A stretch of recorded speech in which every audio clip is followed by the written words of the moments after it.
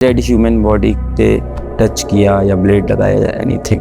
बहुत सारे डॉक्टर्स ऐसे होते हैं कि अरे यार ठीक है क्या ही करना, इतना पैसा तो मिल ही रहा है कि एक पेशेंट आएगा लिख के ख़त्म करो। मंकी पॉक्स को लेके क्या अभी कॉलेज के अंदर या हॉस्पिटल के अंदर बातें स्टार्ट हो गई है ना? मूवीज के अंदर दिखाते हैं या सीआईडी टीवी शो में दिखाते थे, क्या असल में फॉरेंसिक उतना आगे है या उससे भी आगे? बहुत सैटिस्ड बातें कर रहे हैं हम लोग, कुछ पॉजिटिव बातें हमें करनी चाहिए। I am not planning a murder. और बच्चे एक ही चीज के लिए जाते हैं क्लास, अटेंडेंस। तो मैंने स्नैपचैट छोड़ दिया और मतलब अच्छा लगता है अब छोड़ के। तो मेरे पास अगर कोई पेशेंट आएगा और अनइम्पॉर्टेंट वाली डिजीज़ में से आए तो मैं ये तो नहीं बोलूँगी उसे कि यार ये तो अनइम्पॉर्टेंट है, मैंने नहीं पढ़ा, अब मैं नहीं कर सकती तेरा ट्रीटमेंट। डॉक्टर साहब पहुंच गया कैजुअलिटी में, खुद पढ़े। तो सर ये तो बहुत होता है। क्या हुआ? डॉक्टर साहब ने शराब ज़्यादा पी ली, मेडिड लिया तो उसके बाद तो काफ़ी इजी हो गया था। क्या डायबिटीज का कोई क्योर नहीं है? चीटिंग बहुत करते हैं, फर्स्ट ईयर सेकंड चिट लेके जा रहे हैं, हाथ पे लिख के जा रहे हैं, कितना कॉमन है ये। हमें बहुत स्ट्रेस हो रहा है तो वो एस्केप ढूंढते हैं स्मोकिंग में, ड्रग्स में, कि हमें ये करके रिलैक्स मिल रहा है। गवर्नमेंट हमारी मतलब फांसी देने को बोलती है क्योंकि ये पेनलेस मेथड होता है। हेलो बच्चों, क्या हाल चाल? बढ़िया एकदम। तो आज हमारे साथ हैं खुशी गर्ग, जो कि अपने कॉलेज में, अपनी यूनिवर्सिटी में एमबीबीएस के सेकेंड ईयर में डिस्टिंक्शन हासिल की है, टॉपर छात्रा हैं। ये पीडब्ल्यू से अपनी नीट यूजी की तैयारी से जुड़ी। पीडब्ल्यू का जो फेमस यकीन बैच है उससे इन्होंने नीट यूजी की तैयारी की, क्वालिफाई किया, फिर एमबीबीएस करने गई और उसके बाद नीट पीजी की तैयारी, एमबीबीएस के दौरान प्रॉफ एग्जाम्स की तैयारी, नीट पीजी की तैयारी भी ये पीडब्ल्यू के ही प्लेटफॉर्म पीडब्ल्यू मेडिट से कर रही हैं। तो इनका एक लंबा एसोसिएशन हो गया है पीडब्ल्यू से, पिछले 5, 6, 7 साल का मेरे ख्याल से, एक पुरानी जान पहचान इनकी। पर इनसे मुलाकात आज मेरी पहली बार हो रही है। आज खुशी से हम लोग ये समझेंगे कि एमबीबीएस में कॉलेज लाइफ को, हॉस्टल लाइफ को, फ्रेंड लाइफ को कैसे बैलेंस करें, और पर्सपेक्टिव लेंगे इनसे एमबीबीएस की जिंदगी के ऊपर, पढ़ाई के ऊपर। और सबसे ज्यादा इस बात पे फोकस करेंगे कि कैसे सेकेंड ईयर के अंदर जब पोस्टिंग शुरू हो जाती है, क्लिनिकल सब्जेक्ट शुरू हो जाते हैं, उसके साथ कैसे थ्योरी को भी मैनेज करना है, सभी बारे में बात करेंगे। सबसे पहले खुशी, बहुत बहुत बहुत बधाई हो, कैसा फील कर रहे हो आप? थैंक यू सर, बहुत अच्छा लग रहा है यहाँ पे आके, आपके सामने बैठ के।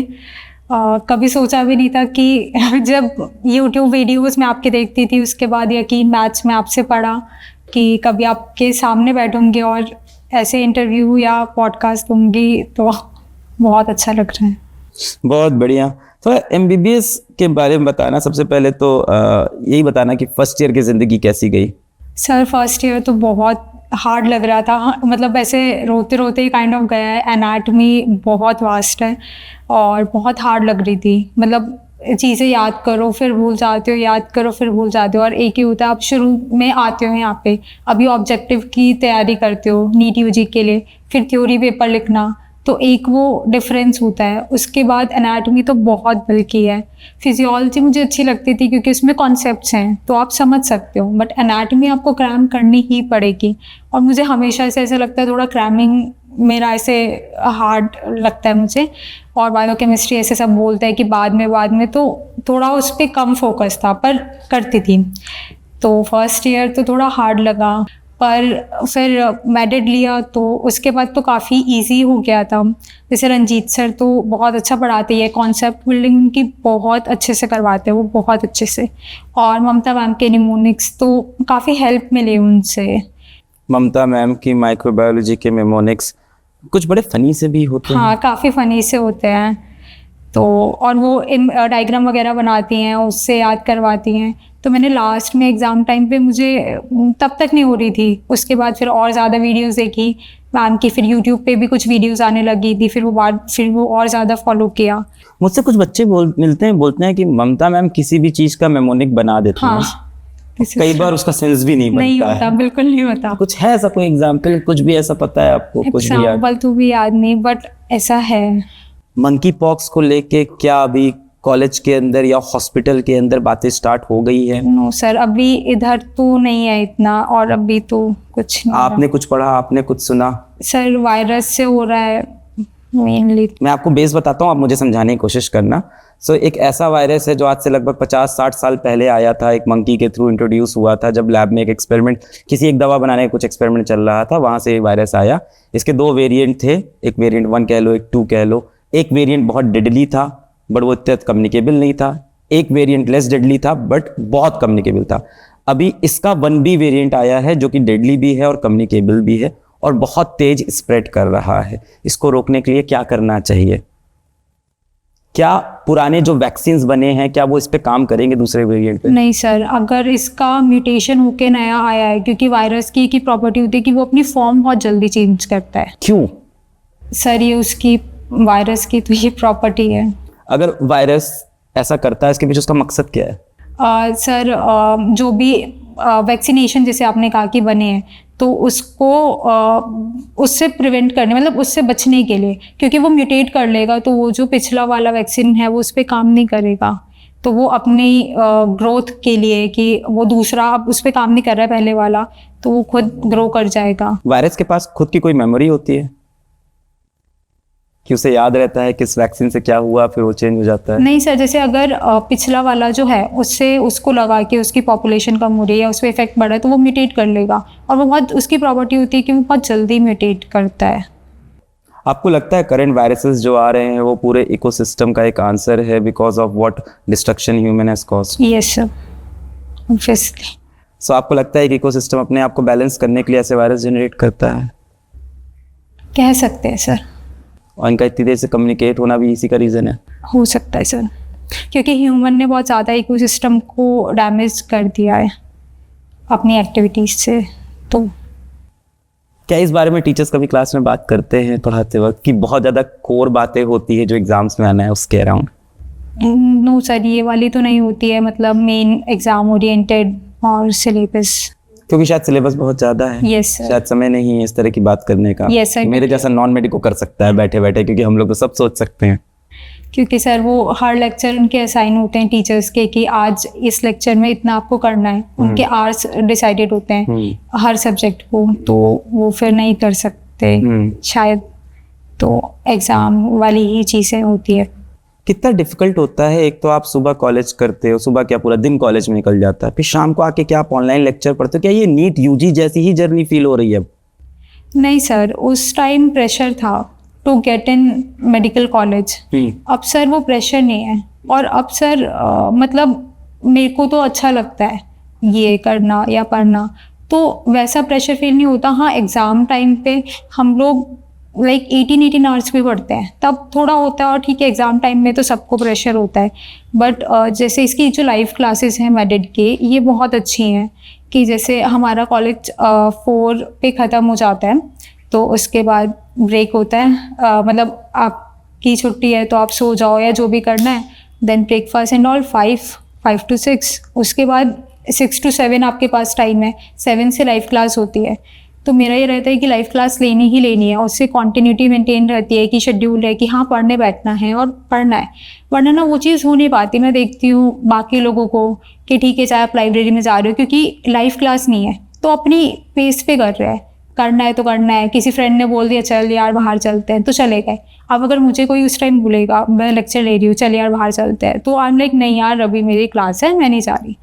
तो लाइव क्लास का बहुत बेनिफिट है जो बाकी पे नहीं है। एमबीबीएस के अंदर पीडब्ल्यू मेडेड में सेकंड प्रॉफ की रिकॉर्डेड लाइब्रेरी भी है और लाइव क्लास भी होती है, दोनों में क्या अंतर है और क्या आप दोनों देखते हो या कैसा? सर ज़्यादा डिफरेंस तो नहीं है, सेम ही कंटेंट है, लेकिन ये होता कोई है एक सब्जेक्ट का एग्जांपल लेके। सर जैसे पैथो में ये होता है, पैथो या माइक्रो हम लेंगे तो उसमें ये होता है कि टीचर से इंटरेक्शन हो जाएगा लाइव क्लास में, जो कि रिकॉर्डेड में नहीं होएगा। हाँ, रिकॉर्डेड में ये बेनिफिट होता है कि कुछ चीज़ समझ नहीं आई तो मैं वापस जाके देख सकती हूँ, लेकिन अगर मुझे लाइव का ऑप्शन मिल रहा है और प्लस वो मिल रही है कि अगर चलो मुझे लाइव के बाद भी कुछ चीज़ नहीं समझ आई तो मैं रिकॉर्डेड देख सकती हूँ, नो डाउट। बट लाइव में अगर मुझे कुछ चीज़ नहीं समझ आई तो मैं टीचर को हाथों हाथ बोल सकती हूँ कि सर मुझे ये वाला पॉइंट नहीं समझ आया, वो फिर दूसरा तरीके से मुझे समझाने की कोशिश करेंगे, जो कि बाकी प्लेटफॉर्म्स पे नहीं है।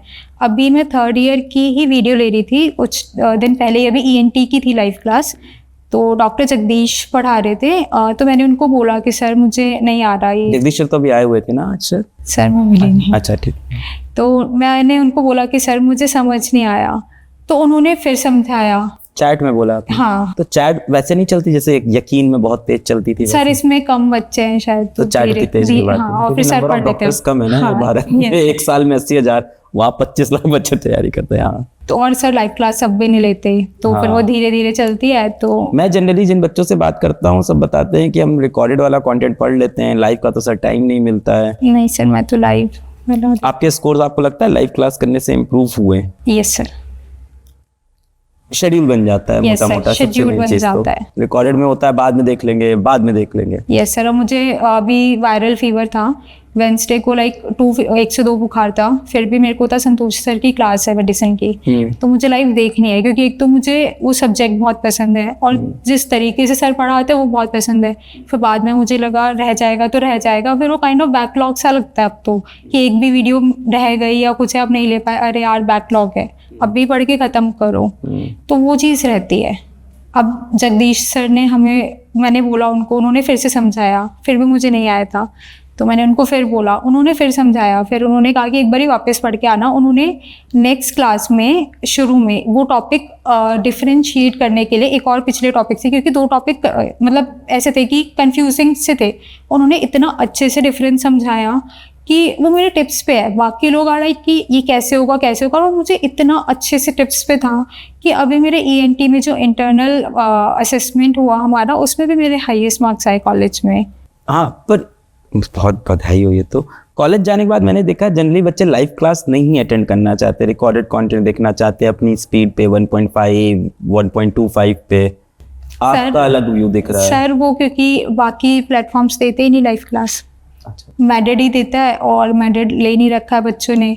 उनको लगता है कि शायद धीरे देखने में टाइम वेस्ट होएगा, जल्दी से देख के ख़त्म करते हैं। इवन अगर मैं भी कभी जो रिकॉर्ड मतलब ये वाली लाइव क्लास नहीं ले पाती और फिर रिकॉर्ड हो जाती है, तो मैं लाइव क्लास बाद में लेती हूँ, तो मैं भी थोड़ा सा स्पीड बढ़ा के अपनी स्पीड पे ले लेती हूँ, बट मैं प्रेफर करती हूँ कि लाइव क्लास लूँ। लाइव वाली थोड़ी लाइव ही रहती है, इंटरेक्शन हो रहा है उसके अंदर, थोड़ा एनर्जी, थोड़ा मजा आता है, ऐसा आपको और feel फिर होता है? जैसे क्वेश्चन पूछती हैं ओइशिका मैम ऑप्स गायनी की, तो फटाफट से सॉल्व करके बताना इसका ये आंसर है, तो उसमें मज़ा आता है।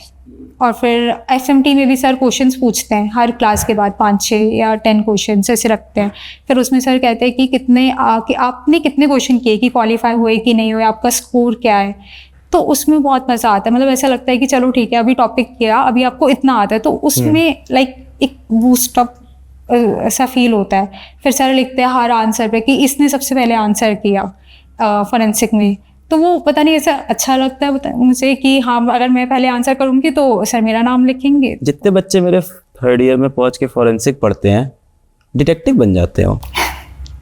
हाँ, उनकी बातें बदल जाती है, एकदम डिटेक्टिव वाली बातें करेंगे। आपको पता है बाल के एक स्ट्रैंड से हम ये पता लगा सकते हैं DNA कैसा लगा आपको फॉरेंसिक? क्या पढ़ने के बाद आपको लगा डिटेक्टिव बन रही हूँ मैं? सर अच्छा लगा, जैसे हैंगिंग और स्ट्रैंगुलेशन बहुत कॉमन चीज़ होती है, यस, तो उसमें डिफरेंस पता करके अच्छा लगा। वरना तो ऐसे लगता था क्या होता है, फांसी या कुछ भी है कि ठीक है गला बांध दिया, क्या उसमें क्या ही है। अब पता चला अच्छा इतने डिफरेंस होते हैं और ऐसे ऐसे पता आप कर सकते हो। तो कैसे पता चल सकता है सर? पहले तो इनका मतलब समझाओ। Hanging, strangulation. हैंगिंग मतलब इंसान ने खुद से, हाँ हैंगिंग मतलब, और स्ट्रैंगुलेशन मतलब किसी ने पीछे से किया। हाँ। तो सर हैंगिंग में ये होता है कि जो नॉट होती है वो V नॉट होती है, यहाँ पे आएगी ऐसे, और स्ट्रैंगुलेशन में अगर इंसान करेगा तो वो ऐसे हॉरिजॉन्टल नॉट होती है, मतलब हॉरिजॉन्टल मार्क होता है नेक पे, क्योंकि ऐसे पकड़ के मारेगा। और इसमें V शेप होती है। और सर ये होता है कि अगर हैंगिंग होती है तो ब्लीडिंग वगैरह मेनली नहीं देखी जाती है नोज से, आईज वगैरह से, लेकिन स्ट्रैंगुलेशन में क्योंकि वो प्रेशर इतना ज़्यादा होता है तो ब्लीडिंग होने के चांसेस ज़्यादा होते हैं। तो ये सब डिफरेंसेस होते हैं कि जिनसे हम पता लगा लेते हैं। उसके बाद फिर इंटरनली भी ऑर्गन्स में जैसे कॉन्ट्यूशन एंड ऑल वो सब देखा जाता है स्ट्रैंगुलेशन में, बट हैंगिंग में नहीं देखा जाता। इसलिए और हैंगिंग में इंसान बोलते हैं बहुत जल्दी अपनी सेंस लूज कर देता है, इसलिए उसको पेनलेस मेथड भी बोलते हैं। इसीलिए गवर्नमेंट हमारी मतलब फांसी देने को बोलती है, क्योंकि ये पेनलेस मेथड होता है। सडन जर्क से डेथ होती है। हाँ, और वो अनकॉन्शियस हो जाता है इंसान, तो उसको पता नहीं चलता, वो पेन फील नहीं करता। बहुत सैटिस्ड बातें कर रहे हैं हम लोग, कुछ पॉजिटिव बातें हमें करनी चाहिए। शायद आप लोग ये भी पढ़ते हो कि आप चोट का निशान देख के बता सकते हो कि किस बंदूक से गोली चली थी? Yes sir. ये कैसे होता है? सर जो गन होती है उसमें ना राइफल वो बोलते हैं, उसमें एक पैटर्न होता है हर गन का। तो जो पैटर्न होता है गन का वो बुलेट पे छप जाता है। तो वो बुलेट जब एंट्री करता है या फिर अभी हमें जब मतलब हम बुलेट निकालेंगे बॉडी में से, तो वो जो पैटर्न होता है वो हर बुलेट का अलग होगा, मतलब वो गन की वजह से आता है। तो इसलिए हम बता सकते हैं कि इस गन से बुलेट निकली है। जितना मूवीज के अंदर दिखाते हैं या सीआईडी टीवी शो में दिखाते थे, क्या असल में फॉरेंसिक उतना आगे है या उससे भी आगे है? सर काफ़ी आगे। कोई और एग्जाम्पल आपने पढ़ा हो इस तरह का इंटरेस्टिंग? लेट अस से कोई इंसान है जिसने किसी बॉटल से खोल के कुछ पिया, उसके बाद वो रोड पे गिरा, उसके सर पे चोट लग गई और ब्लीडिंग हो रही है। 3 hours later he is found dead, किसी ने नहीं देखा। क्या आप ये पता लगा सकते हो कि इसकी जो डेथ हुई है वो सर पे चोट से हुई है, जो उसने पानी पिया उसमें कुछ मिला हुआ था उससे हुई? Yes sir. कैसे? सर एक तो पहले चोट हम देखेंगे कि कितनी सीवियर है, कि वो उतनी मतलब उतनी चोट इनफ है कि इंसान की डेथ हो सकती है या नहीं हो सकती, पहली चीज़। फिर उसके बाद जब हम बॉडी ओपन करते हैं तो हम उसमें जो विसरा होते हैं उनको ओपन करते हैं, मतलब विसरा मतलब ऑर्गन्स एंड ऑल, इन सबको जब ओपन करते हैं तो फ्लूइड कलेक्ट करते हैं। बट विसरा टेस्ट तो टेक्स अबाउट लाइक 30 days और 45 days, तो तब तक तो बहुत डिले हो जाएगा पता करना। और कोई तरीका? सर फ्लूइड्स तो चेक। अब आपको समझ में आ गया होगा, बच्चों से बात तो काफी कर रहा हूँ मैं। I am not planning a murder. बस मैं बातें फॉरेंसिक की बात करूँ, बच्चे बड़ा एक्साइट हो जाते हैं, कहते हैं मैं डिटेक्टिव बनूंगा सर, अब मैं फॉरेंसिक साइंस सीख गया हूँ। और कोई तरीका पता लगाने का कि जहर दिया गया है इंसान को? सर फ्लूइड वगैरह वो सभी निकालते हैं, कि स्टमक में से फ्लूइड वगैरह निकालते हैं, फिर उसको टेस्ट आगे भेज देते हैं लेबोरेटरी में टेस्ट के लिए, देखने के लिए कि हार्ट का कुछ डिफरेंट बिहेवियर होगा अगर जहर से डेथ हुई है या चोट से डेथ हुई है, सेम रहेगा? सर टॉक्सिक मिलेगा। टॉक्सिक मिलेगा? टॉक्सिन मतलब अगर पानी में कुछ छुपा या जो भी लिक्विड उसने लिया तो वो मिल जाएगा। ड्राउनिंग वगैरह के केस में भी पता चल जाता है कि इंसान खुद डूब के मरा या फिर पहले मारा और फिर उसको पानी में डुबा दिया। तो फॉरेंसिक यहाँ पे हेल्प करते हैं। फर्स्ट ईयर में पहली बार आपने एक डेड ह्यूमन बॉडी पे टच किया या ब्लेड लगाया या एनीथिंग, कैसा था वो एक्सपीरियंस? डर लगा था पहली बार देख के? बिल्कुल नहीं, बिल्कुल भी नहीं सर। मैं मोपअप राउंड में गई थी अपने कॉलेज में, तो मैं ऑलरेडी 2 महीना पीछे थी बाकी सब लोगों से। मैं एक ही सीट बची थी उस कॉलेज की और वो मुझे मिल गई थी, तो सब कुछ सेटल हो गया था और मैं बाद में गई थी। तो मेरा फर्स्ट डे था, मैं मैम को बोलने गई, मैम मेरा फर्स्ट डे है। मैम ने कहा वो ना कुछ यहाँ से काट रही थी। तो उन्होंने कहा हाथ पकड़ो।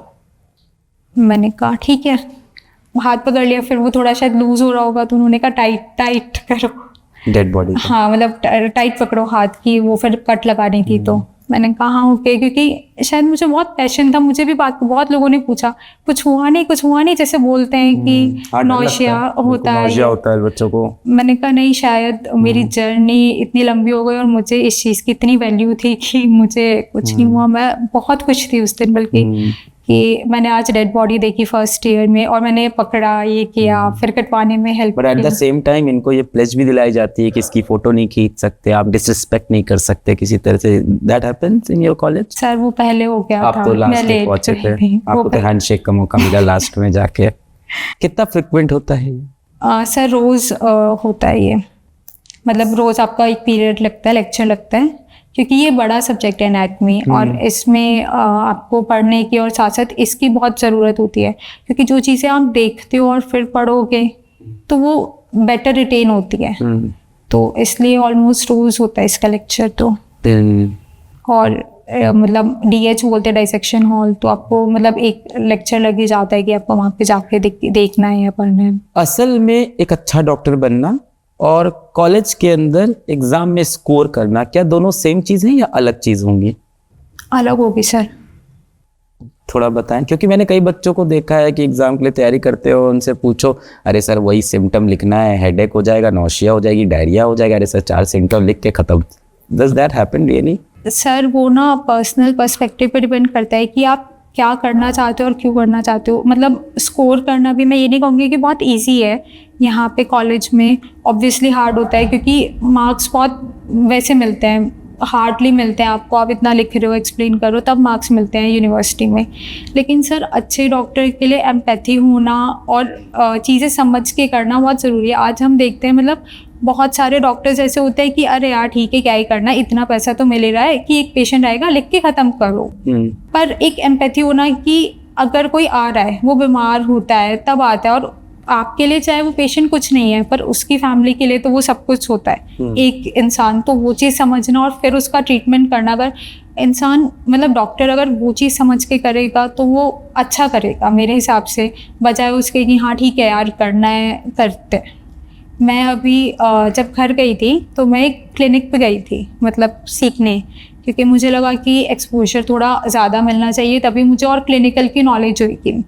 तो मैं जब गई मैंने देखा वो जैसे ट्रीट कर रहे थे लोगों को इतना अच्छे से और इतना अच्छा उनकी अप्रोच थी, तो लाइक इतना सीखने को मिला। शायद 2-3 दिन में ही इतना ज़्यादा सीखने को मिल गया कि डिफरेंस पता चल गया कि आप देखकर कैसे बताओगे ये वायरल फीवर है, ये टाइफॉइड है, डेंगू का ये सिम्टम होगा, क्योंकि इतना पढ़ के नहीं आता है। तो क्लिनिकल पोस्टिंग्स से आप बहुत सीखते हो, बहुत ज़्यादा। तो मुझे लगता है कि पढ़ाई के साथ साथ ये क्लिनिकल पोस्टिंग वाला जो पार्ट है बहुत इंपॉर्टेंट है। जितना वहाँ सीख सकते हो बुक से नहीं सीख सकते। अभी जो संतोष सर की सीरीज चल रही है हैरिसन सीरीज, उसमें वो क्लिनिकली पढ़ा रहे हैं। वो इतनी अच्छी सीरीज़ है, इतनी अच्छी सीरीज़ है। मैं वो सीरीज़ फॉलो कर रही हूँ। तो उसमें approach to fever, approach to diarrhoea, approach इन सब सीरीज के नोट्स भी आते हैं साथ में। सर मैं तो हैंडमेड ही मतलब लाइक मैं तो आपने इन नियर नोट्स इनको गिफ्ट करेंगे, निकाल के देना एक नोट्स मेरे को इसमें से एक बस। हाँ बस ये नोट्स आपने नहीं लिए। इस नोट्स का फीडबैक मुझे बच्चों ने बहुत ज़्यादा अच्छा दिया है कि ये पूरी तरह से सिंक है लेक्चर के साथ। बट आई थिंक ये सिंक रिकॉर्डेड लेक्चर जो नहीं है उनके साथ शायद ये सिंक में है। वो उसी के साथ होंगे सर, क्योंकि जो बाकी प्लेटफॉर्म्स हैं उनके भी नोट्स वैसे ही सिंक होते हैं, रिकॉर्डेड लेक्चर के साथ होते हैं। मुझे बच्चे ये फीडबैक देते हैं कि इसके बाद हमें बहुत ज़्यादा नोट्स लिखना नहीं पड़ता, इसी में हम हाईलाइट कर लेते हैं और फिर एग्जाम टाइम पे वो फायदा देता है। मेरे को लगता है कि पता नहीं हैंड रिटन बेस्ट होता है, तो मैं तो ये भी हैंड रिटन जैसे ही है वैसे। सही शायद ये उन बच्चों के लिए ज़्यादा अच्छा है जो सेमेस्टर के जस्ट पहले पढ़ते हैं और इसी में से हाईलाइट कर करके फिर लास्ट। बहुत बच्चों ने इसका अच्छा फीडबैक दिया है। कई बार उनके लेक्चर थोड़े से भी नोट से अलग होते हैं ना, तो वो मेल लिख देते हैं कि इस टॉपिक के इस लेक्चर में नोट्स में कुछ चीज़ें अलग लिखी है, लेक्चर में अलग लिखी है। मैंने कहा कितने तुम आलसी हो गए हो, तुम्हें नोट्स नहीं बनाने हैं बिल्कुल भी। आपसे यूट्यूब मैंने तो हमेशा बोला है कि नोट्स खुद से बनाना सबसे इम्पोर्टेंट होता है। वही आदत है कि खुद से ही बनाने, और सही भी लगता है। मतलब आप अलग पेन यूज कर सकते हो, आपको पता होता है कहाँ क्या लिखा है, और काइंड ऑफ एक बार लिख ले तो मुझे लगता है बेटर होता है। और जब टाइम है तो ठीक है। सही बात है। और पढ़ने के लिए तो बुक्स स्टैंडर्ड बुक्स हैं ही, ऐसे लगता है मुझे। और इतना फिर आप अलग अलग स्टफ पढ़ते भी नहीं हो उस टाइम, फिर आप सुनोगे सिर्फ, मतलब आप पढ़ोगे नहीं, आपका ध्यान रहेगा मैच करने में। ये सर यहाँ पे बोल रहे हैं, आप ये ढूंढो कहाँ पे, ये ढूंढो कहाँ पर लिखा है, आप ध्यान नहीं दोगे उतना। तो मुझे लगता है कि वो बेटर होता है। अटेंडेंस को बच्चे एमबीबीएस में सीरियसली लेते हैं?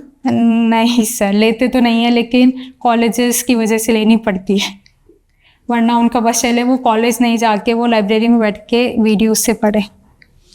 This is the scene. कुछ कॉलेजेस में पढ़ाई अच्छी होती है, कुछ में उतनी अच्छी नहीं होती है। शायद कई बार उतना टाइम भी नहीं मिलता, ये भी रीज़न है। कई बार ऐसा होता है कि इस सब्जेक्ट की 2 घंटे क्लास लगेगी 10 से 12, टीचर खुद 11:30 बजे आता है। यस सर, होता है। और बच्चे एक ही चीज़ के लिए जाते हैं क्लास, अटेंडेंस। कब आएगा टीचर, कब होगी अटेंडेंस। कई बार तो क्लास के जस्ट एकदम लास्ट में जाते हैं बायोमेट्रिक देख के पढ़ने के लिए।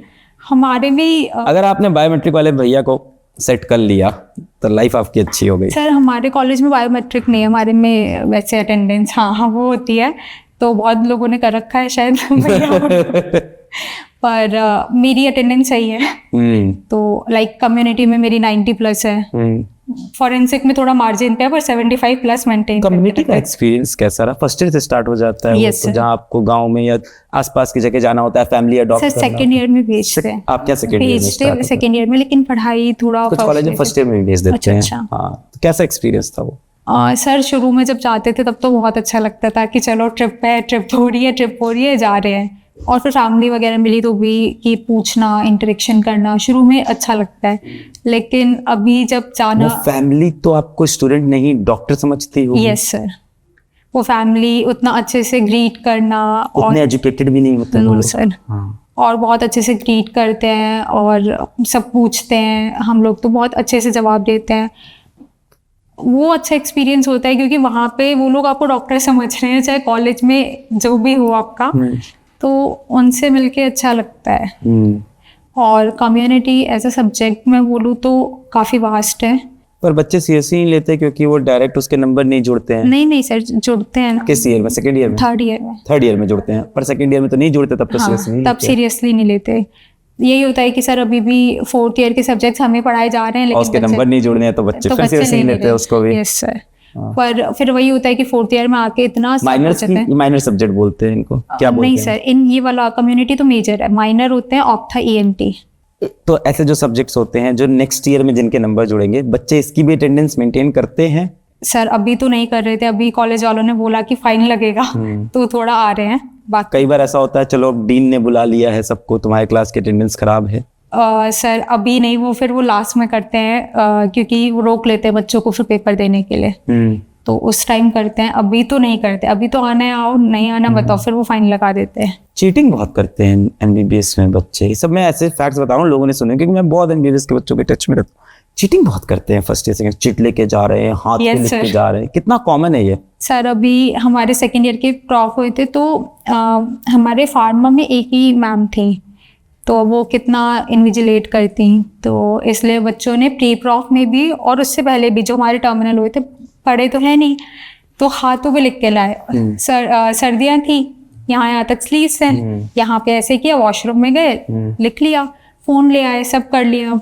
2 तो निकल गए, अब प्रॉफ आया, प्रॉफ में क्या कर रहे, छुट्टी भी नहीं थी, कुछ ऐसा सीन था, तो तब भी हाथ पे लिख लिया, लेकिन तब बहुत सारे बच्चे पकड़े गए, तो उनके हाथ वाथ धुलवा दिए, पैरों पे लिख रखा था, पैरों पे तो नहीं देखे, तो थोड़ा सा ऐसे रहा। फिर आसपास आगे पकड़े जाने पे बैक लग जाती है? सर वो टीचर पे डिपेंड करता है, अगर वो थोड़ा वैसे है तो वार्निंग दे के छूट देते हैं, अगर ज़्यादा स्ट्रिक्ट है तो। मैं जिस कॉलेज में था वहाँ चीटिंग में अगर कोई बच्चा लेटेस्ट से किसी एक एग्जाम में पकड़ाया गया, सेमेस्टर एग्जाम में, तो UFM लगता है, तो उसके उस पेपर में नंबर 0 करते हैं, और फिर उसके पहले जितने पेपर हुए थे सब में नंबर 0 कर देते हैं। तो अल्टीमेटली आपकी ईयर बैक लगना बहुत श्योर है, अगर चौथा पांचवा पेपर है तो एक साथ सारे माना जाता है, आपने अभी तक सारे पेपर में चीटिंग की है जितने हुए हैं, और सब में 0 करके ईयर बैक लगा देते हैं सीधा। तो बहुत ही रिजिड थे इस चीज़ के लिए। तो हमारे यहाँ कोई मेन सेमेस्टर में या मेन प्रॉफ में जिसको कह लो हिम्मत नहीं करता था चीटिंग करने की। नहीं सर, यहाँ पे तो बुझाते,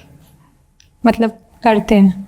going in second year in third year, engineering college तो बहुत बदनाम है for drug culture and everything, MBBS में भी तो कम नहीं है, यहाँ तो और ज्यादा है। और डॉक्टर्स, आपको तो लोगों को बताना था कि क्या हेल्दी रहना है, सिगरेट नहीं पीना है, शराब नहीं पीनी है, नशे नहीं करने, पर MBBS कॉलेज के हॉस्टल में जाओ, वहां से ज्यादा नशे कहीं नहीं हो रहे हैं।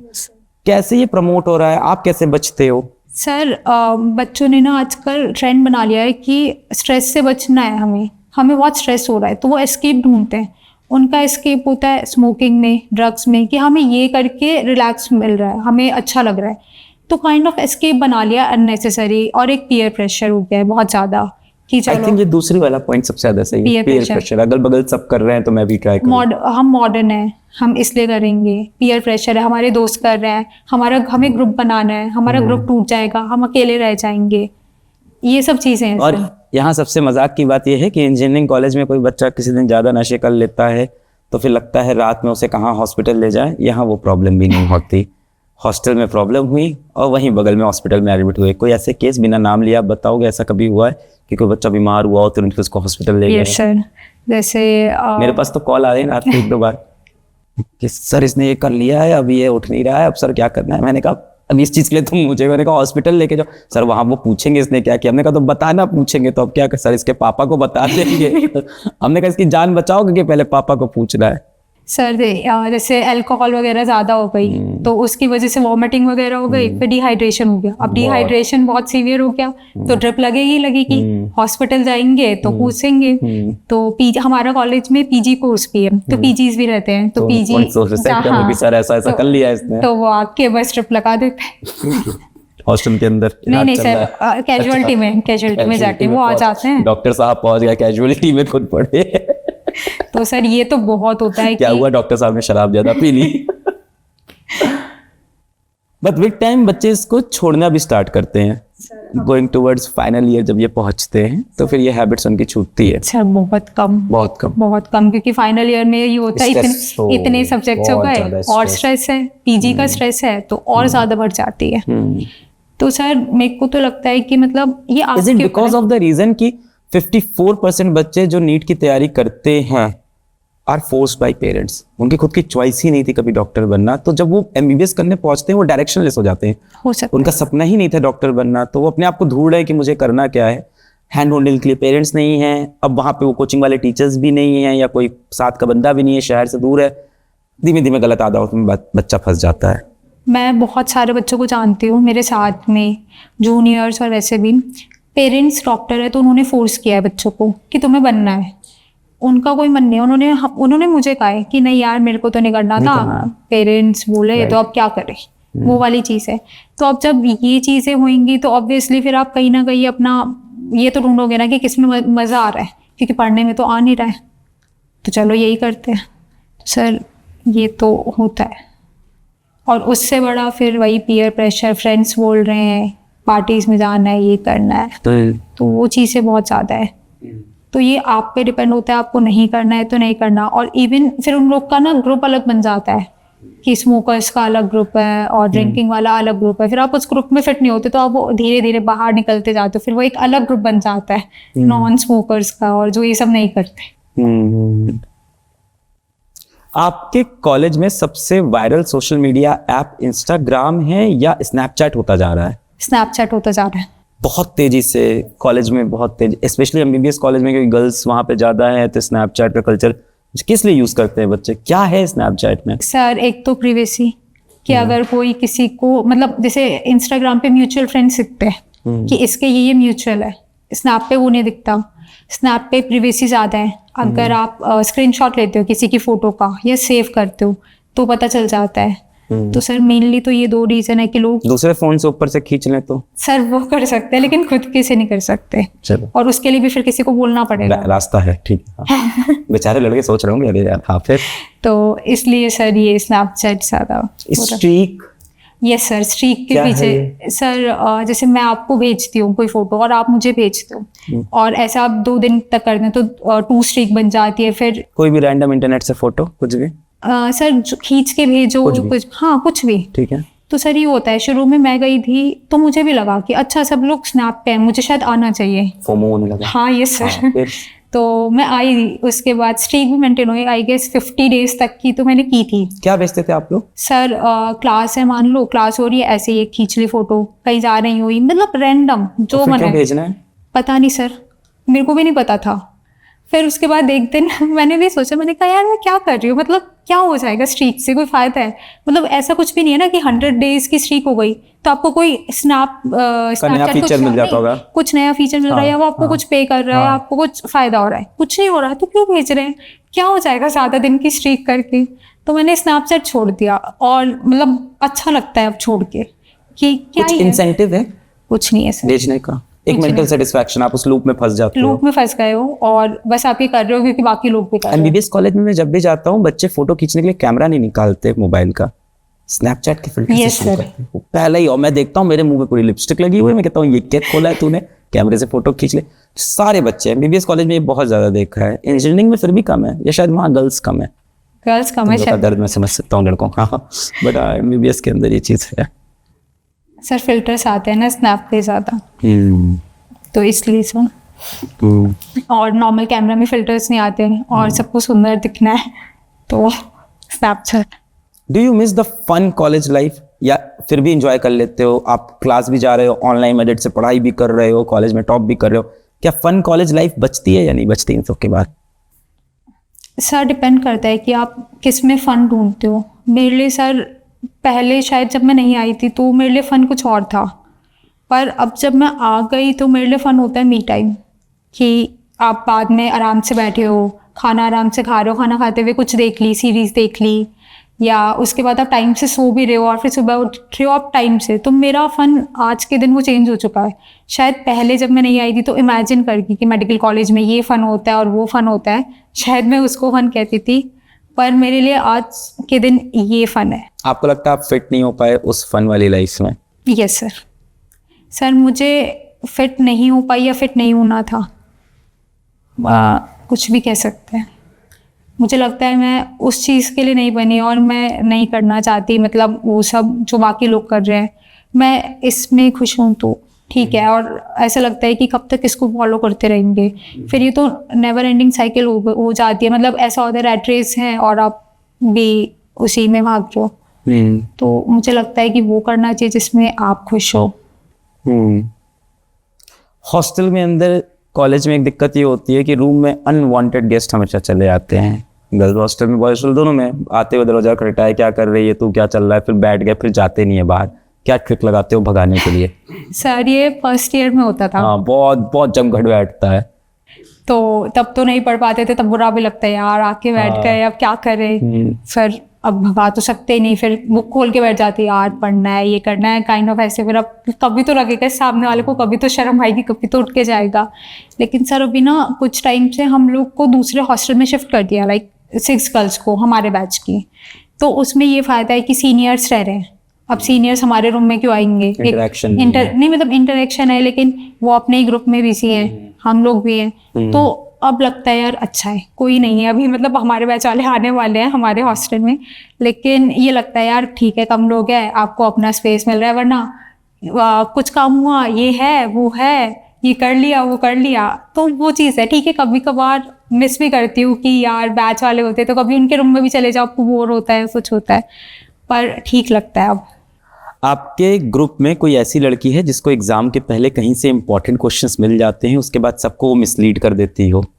सर ऐसे तो ग्रुप में नहीं, मतलब होते हैं कॉलेज में कि ये इम्पोर्टेंट है, ये इम्पोर्टेंट है, ये कर लो ये कर लो, आते हैं नहीं वो। हाँ तो सर ये तो होता ही है, पर ठीक है, मतलब मैं इतनी प्रिपरेशन करके रखना चाहती हूँ। फर्स्ट ईयर में फंस जाते हैं ना इन सब चक्कर में बच्चे, फंस जाते हैं क्योंकि सर हम लोग सीनियर से वो लेते हैं इंपॉर्टेंट, कि इंपॉर्टेंट क्या है मैम, इंपॉर्टेंट बता दो। अब उसके बाद क्या होता है कि प्रॉफ में अगर इंपॉर्टेंट आया तो ठीक है, अब उसके अलावा आ गया तो दिक्कत हो गई। और 10 मार्क्स में आ गया, 15 मार्क्स में आ गया तो ज़्यादा दिक्कत हो गई कि भाई फिर आपको लगता है ये तो आता नहीं। तो अब मैंने फर्स्ट ईयर के बाद इतना मैंने करके देखा है कि मतलब जब टीचर पढ़ाते हैं क्लास में तब भी वो इम्पोर्टेंट बताते हैं, और अब धीरे धीरे आपको भी पता चलने लगता है कि ये चीज़ इम्पॉर्टेंट है ज़्यादा, क्योंकि जो कॉमन है वो इम्पॉर्टेंट है। लाइक टीबी हो गया या जो भी चीज़ें, डायबिटीज़ हो गई, तो ये इम्पॉर्टेंट है ही क्योंकि ज़्यादा कॉमन है। तो अब ये है कि आप वो चीज़ अच्छे से करोगे, और बाकी क्या डायबिटीज़ का कोई क्योर नहीं है? नो सर, सही में तो नहीं है। और कैसे हो सकता है किसी भी इंसान को? सर फैक्टर्स होते हैं, मतलब एक तो हेरिडिटरी, उसके अलावा सर लाइफस्टाइल फैक्टर्स होते हैं, लाइक ओबेसिटी हो गया, स्मोकिंग वगैरह भी कंट्रीब्यूट करता है, मेनली ओबेसिटी वगैरह की वजह से, और लाइफस्टाइल हेरिडिटी बहुत बड़ा फैक्टर है। Yes sir. तो सर अब पता चल गया है कि क्या इंपॉर्टेंट है ज़्यादा, तो वो आप ज़्यादा अच्छे से करते हो, और बाकी अनइम्पॉर्टेंट भी आप पढ़ के रखते हो कि ठीक है आएगा, तो आपको बेसिक नॉलेज तो होनी चाहिए। क्योंकि अगर मैं ये देखती हूँ कि आज पेपर के हिसाब से नहीं, जब मैं आज यहाँ से करने के बाद जब मैं डॉक्टर बनूंगी तो मेरे पास अगर कोई पेशेंट आएगा और अनइम्पॉर्टेंट वाली डिजीज़ में से आए, तो मैं ये तो नहीं बोलूँगी उसे कि यार ये तो अनइम्पॉर्टेंट है, मैंने नहीं पढ़ा, अब मैं नहीं कर सकती तेरा ट्रीटमेंट या जो भी।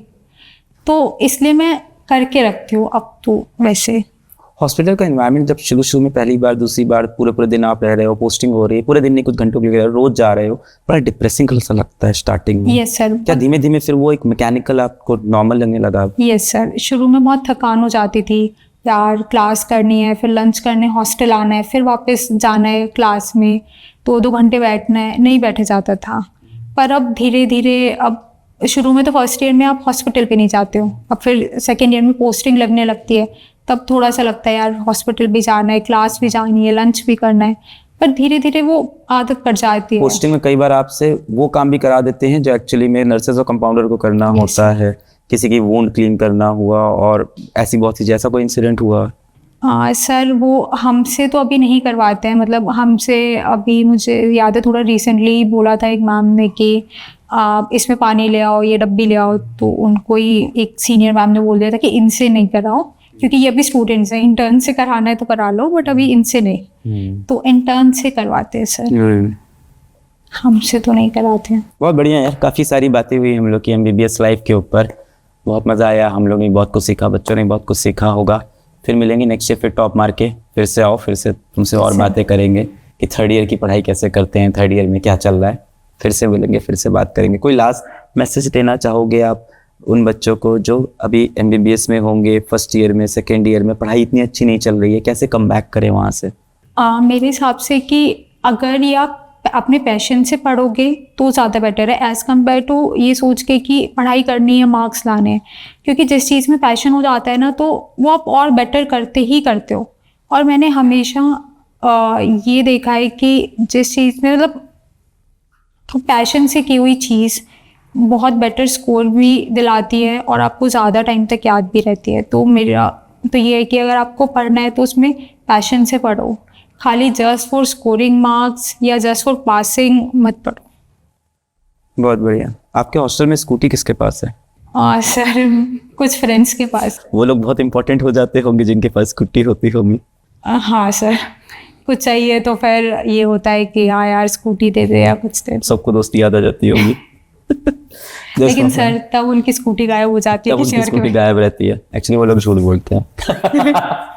हम लोग की अभी बाइक बहुत कम लोगों के पास होती थी तो सब बाइक दे दे तो बढ़िया, बहुत अच्छा लगा ये बात करके। मिलेंगे फिर से एक नई कहानी के साथ। धन्यवाद।